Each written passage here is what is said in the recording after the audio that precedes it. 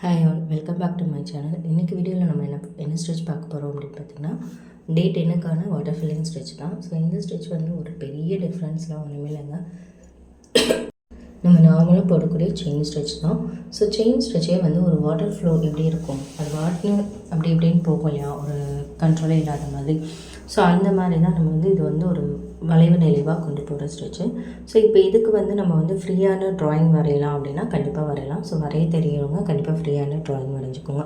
இல்லை எனக்கு இது ஃப்ரீயான இந்த ரொம்ப ஷேப்பாலாம் எனக்கு வராது அப்படின்னா கண்டிப்பாக இதுக்கும் வந்து பின்ட்ரெஸ்ட் ஆப்பு, கூகுளில் இந்த மாதிரி இதிலலாம் நிறைய ட்ரேசிங் இமேஜஸ் இருக்கும். அதை ஜஸ்ட் ஃபோனில் கூட நீங்கள் வந்து டவுன்லோட் பண்ணிவிட்டு, ஸோ உங்களுக்கு ஒரு பேப்பரில் வந்து நீங்கள் அந்த ட்ரேஸ் எடுத்துகிட்டு அதை அதுக்கப்புறமா ப்ளவுஸில் வச்சு நீங்கள் எந்தெந்த இடத்துலலாம் வேணுமோ அங்கெல்லாம் ஃபில் பண்ணிக்கலாம். ஸோ இது வந்து ஒரு கேப்பை வந்து நமக்கு ஃபில் பண்ண தான். அதை விட ரொம்ப முக்கியமான ஒரு விஷயம் என்னென்னா, நம்ம நார்மல் செயின் ஸ்டிச் தான் அப்படின்னு சொல்லும்போது இதில் போடும்போது மட்டும் செயின் வந்து ரொம்ப குட்டி குட்டியாக போடணும். ஸோ இது வந்து நீங்கள் நல்லா செயின் ஸ்டிச்சை ப்ராக்டிஸ் எடுத்த பிறகு போட்டிங்கன்னா உண்மையிலே நல்லாயிருக்கும். இது சில்க் த்ரெட் போடுறத விட ஜரி த்ரெட்டில் போடுறத விட சில்க் த்ரெட்டில் போடும்போது இன்னும் வந்து நமக்கு வந்து எம்போஸ்டாக இருக்கும். ஸோ சேம் கலர்லேயே வந்து இப்போ ப்ளவுஸு பிங்க்னால் பிங்க் கலர்லேயே நம்ம போட்டோம் அப்படின்னா இதோட லுக்கே வந்து நமக்கு ரொம்ப ஒரு மாதிரி ஹை லுக்காக தெரியும்.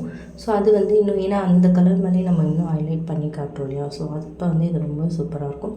ஸோ இந்த வாட்டர் ஃபில்லிங் ஸ்டிச்சஸ் வந்து நீங்கள் வந்து நல்லா ப்ராக்டிஸ் பண்ணுங்கள். ப்ராக்டிஸ் பண்ண உங்களுக்கு எல்லா ஸ்டிச்சஸுமே வந்து ஈஸியாக இருக்கும்.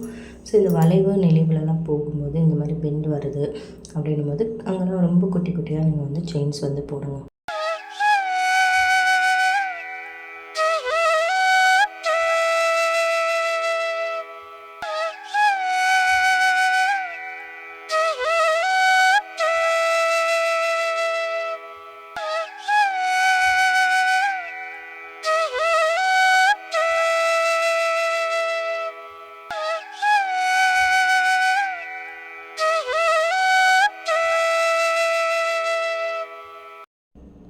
ஸோ இது வந்து நீங்கள் வந்து ப்ராக்டிஸ் பண்ண ஈஸியாக இருக்கும். ஸோ இந்த மாதிரி ஷார்ப் எட்ஜஸ்லாம் வரும்போது அங்கே ஒரு குட்டி செயின் போடுங்க. அப்படி இல்லைன்னா நீங்கள் போடுற செயினையும் இப்படி நல்லா நீடலை ஸ்ட்ரைட் பண்ணிவிட்டு அதுக்கப்புறம் ரொட்டேட் பண்ணி அது ஆப்போசிட் டைரக்ஷன் திருப்பிக்கோங்க.